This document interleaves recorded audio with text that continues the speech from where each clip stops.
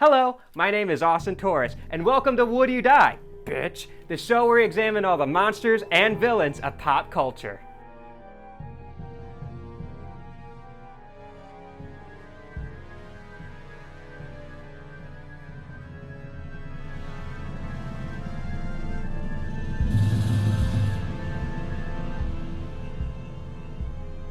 Today we're looking at the man of your dreams, literally. That's right, we're talking about Freddy Krueger of the Nightmare on Elm Street franchise. What a spooky boy. Let's find out if you stand a chance.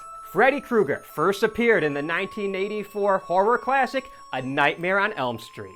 This iconic film was written and directed by horror master Wes Craven, who has also given us The Last House on the Left, The Hills Have Eyes, and his magnum opus, Scream. I gushed enough about Scream on my Would You Die episode on Ghostface, but just know I'm super excited for the new one to come out. Anyways, A Nightmare on Elm Street has a pretty awesome cast and a great score, in addition to Wes's masterful writing and direction. Heather Langenkamp stars as Nancy Thompson, who is one of the best final girls of all time. The cast also consists of the awesome John Saxon, Flynn Shay, and Amanda Weiss, and even introduces a very young Johnny Depp. It's true, everybody starts in horror. But you guys aren't here for Jack Sparrow. You guys are here for some Robert Englund. Robert Englund's superb performance is one of the best in all of horror. And in my opinion, he's up there with horror legends like Boris Karloff, Bela Lugosi, and Vincent Price. By the time A Nightmare on Elm Street rolled around, the slasher boom was already growing stale. Kicked off by Halloween's massive impact and solidified by the Friday the 13th franchise, the slasher genre was already waning due to the fact that there were so freaking many of them in such a short amount of time. But what set A Nightmare on Elm Street apart was the fact that it was a high-concept slasher. The supernatural element of dying in your dreams actually was inspired by real life. Wes Craven was reading in the LA Times about people dying suddenly in their sleep, their corpses frozen with terror. Sound familiar? The other key trait setting this film apart is the fact that Freddy has personality. Don't get me wrong, I love Michael and Jason, but they're a little lacking in the charisma department. Not Freddy. Freddy got jokes, and he's mean as but that's part of the killer's charm? I don't think it's a coincidence that a bunch of slashers after Freddy had personalities of their own, most notably Chucky, Candyman, and Wes Craven's own Ghostface. Chucky and Candyman both joined Freddy as supernatural slashers. And I guess Jason does kinda too at a certain point. Don't worry, I'll bring Jason up later. Have I made it abundantly clear how influential A Nightmare on Elm Street was? It spawned a franchise of 9 total films, a television show, a 4-hour documentary, a bunch of novels, a crap ton of comic books, toys, and even an appearance in Mortal Kombat. The first of Freddy's sequels was A Nightmare on Elm Street Part 2, Freddy's Revenge. Directed by Jack Shoulder and released just 1 year after the original. This film follows Jesse Walsh, whose family moves into Nancy Thompson's old house where Freddy's spirit still lingers. I actually really like the new direction of this film, but without Wes Craven's involvement and without having Heather Langenkamp return, that really hurt the film for me. But still, I like the main characters, and I also like the whole possession angle of the film. Freddy wouldn't appear for another year and a half until 1987's A Nightmare on Elm Street Part 3, Dream Warriors. Directed by Chuck Russell and returning Wes Craven as a writer and a producer, Dream Warriors is a quintessential nightmare film. Featuring the return of Heather Langenkamp and John Saxon, the cast also has future stars like Patricia Arquette and Lawrence Fishburne. That's the 3rd time I mentioned him this year. As well as the best character in the franchise that isn't Freddy, Kincaid. Let's go kick the motherfucker's ass all over Dreamland. Dream Warriors is an easy fan favorite because that's where Freddy truly shines best. Robert Englund never has a bad performance as Freddy, but Part 3 has the perfect mix between scary and funny Freddy, which future installments struggle to find that balance. Plus, this film has the best line in the entire series. Welcome to prime time, bitch! The next film in the franchise, A Nightmare on Elm Street Part 4, The Dream Master, came the following year and was directed by Rennie Harlin. While definitely a step down from the previous 3 films, I can't decide if this is the last of the good Freddy movies or the first of the bad Freddy movies. There's a lot good and bad about this movie, But things I like about it is a fantastical direction which really fits the series, and that gross bug death. That scene gets me every time! The next film in the franchise, A Nightmare on Elm Street Part 5, The Dream Child, was just bad. But still, it's a Freddy movie, and there are things to enjoy.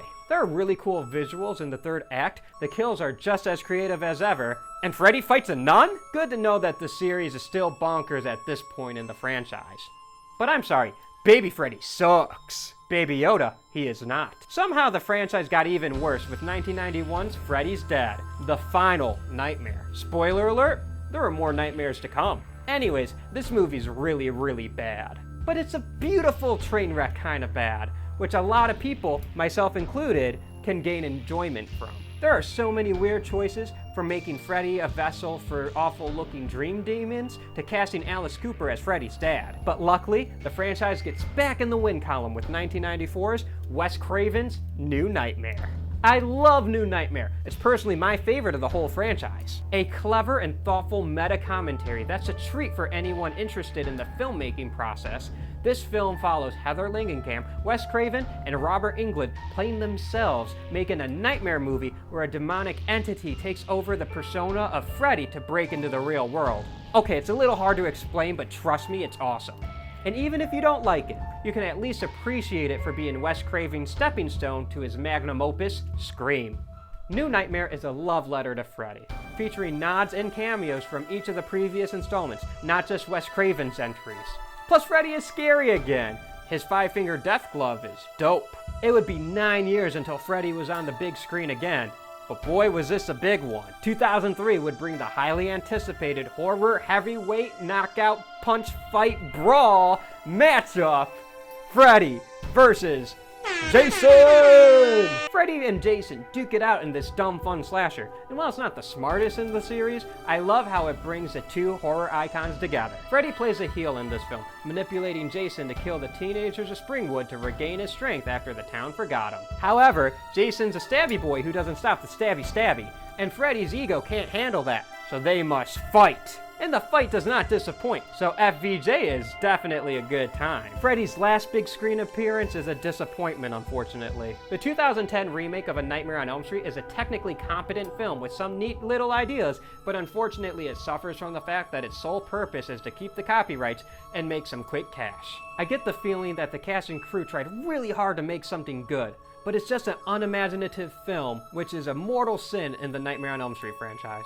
That being said, Freddy hasn't been on the big or small screen since, but it's only a matter of time until Freddy haunts our dreams again. Freddy Krueger was the bastard son of 100 maniacs. A what? And a child murderer known as the Springwood Slasher. He was burned to death by a mob of angry parents after he avoided prison on a bullshit technicality. But because Freddy is a dick, he comes back as a dream demon to continue murdering the children of Springwood.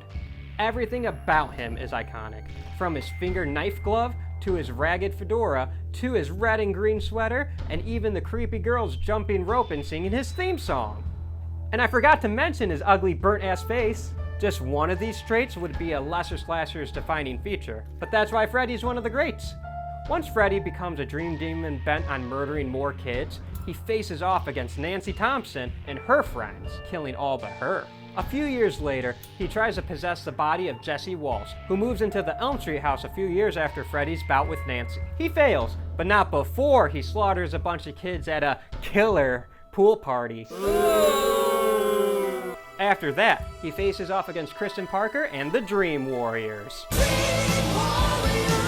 He gets his revenge on Nancy Thompson and her father, while also killing off a few of the Dream Warriors. But Kristen, Kincaid, and Joey defeat Freddy to survive to see the next film. All three of them die in the next film. Not Kincaid, where Freddy now has to face off against Alice Johnson, the reluctant Dream Master. A year after he is defeated again, Freddy attaches himself to Alice's unborn baby, but with the help of the spirit of Freddy Krueger's nun mom, Alice reverts Freddy into a baby who is absorbed into said nun mom. I don't know what I just said either, just watch the movie. That's what happens. Apparently that did nothing, because Freddy comes back a few years later to confront his daughter, who we're just finding out about 6 films in, and she kills him for good. Fred's dead, baby. Fred's dead. Well, at least for 10 years, until Freddy faces off against Jason Voorhees! Man, I love Freddy vs. Jason. The other two films are a dope non-canon meta-commentary on what it means to make a horror film and an unimaginative remake. So the last we see of Freddy is his wink to the camera at the end of his title match with Jason. I still think Freddy has plenty more stories, so who knows what's to come next. Finger knives. One of the most memorable weapons in all of pop culture, Freddy Krueger's murder glove is as iconic as he is. You can't even imagine the character without it. Wes Craven said in an interview, part of it was an objective goal to make the character memorable, since it seems that every character that has been successful has had some kind of unique weapon, whether it be a chainsaw or a machete, etc. I was also looking for a primal fear which is embedded in the subconscious of people of all cultures. Wes Craven thought of animal claws, and then applied the concept to the human hand. You definitely don't want Freddy giving you the finger. Your dreams. The whole point of the movie, Freddy kills you in your sleep. And while you can control your dreams to a certain extent, Freddy is the master of the dream world. So don't fall asleep, I guess. One-liners. Freddy doesn't just have a killer glove, he has a killer wit too. He has the best one-liners in the business, a huge draw for the character. How's this for a wet dream? If Freddy wasn't, a child murderer, A child. No. I'd see his comedy show. Don't believe in him. Don't believe me, just watch. Freddy gains his strength from fear, so you have a chance if you fight him and don't give him what he wants. That is much easier said than done, however. The power of love. This only works when Freddy is trying to possess Jesse. But the power of love is enough to fight Freddy off and have him catch on fire, I guess. Purify his bones. In Dream Warriors, it's revealed that the only way to stop Freddy is to put his bones to rest. Purify his bones with holy water and that should get the job done. Well, at least until the next film when a dog pisses fire on his bones. Make him see his reflection. It doesn't really make sense because it's mentioned in the movie like twice, but yeah, if you make evil see itself, you can kill Freddy that way, or something. Turn him into baby Freddy. Kinda like Pennywise, you can just roast Freddy until he's just a baby and absorb him? What? Sub-Zero wins. Fatality. This shit. I'm not quite sure what happened, but I guess this worked. Freddy's dead. See? Freddy's dead confirmed. And the film even has a RIP. That's amazing. Jason Voorhees. Look, I love Freddy as much as the next guy, and I get that Freddy's decapitated head winks in the camera at the end of the movie, but come on. Jason won this shit. According to my count, Freddy Krueger has killed 48 people. Across 9 films, that averages 5.33 kills a film. But unlike his buddy Jason, Freddy ain't about high body counts. He's about creative and elaborate set pieces of death. Quality over quantity, my friends. To see how brutal the Springwood slasher can be, let's take a look at A Nightmare on Elm Street. Freddy encountered 5 characters, killing 4 of them. It might not seem like a lot, but 2 of these deaths are some of the greatest death scenes in all of horror, and the only survivor is the badass Nancy Thompson. So I still think this is a great first outing for the horror icon. I'm gonna give Freddy an even kill rate of 80%, earning him a lethality rating of 8 out of 10 skulls. So, if 1-2 Freddy comes for you, would you die? It seems like you have a 100% chance of dying when encountering Freddy Krueger. Can't escape Freddy, man. Every town has an Elm Street. Do you have a suggestion on who or what I should cover next? Comment your thoughts and check out my previous episodes and other fun shows here at 3 Wise Men Media. Don't forget to subscribe. Tune in next time when we discuss some other spooky icon. Until then, I'm Austin Torres. Try not to die.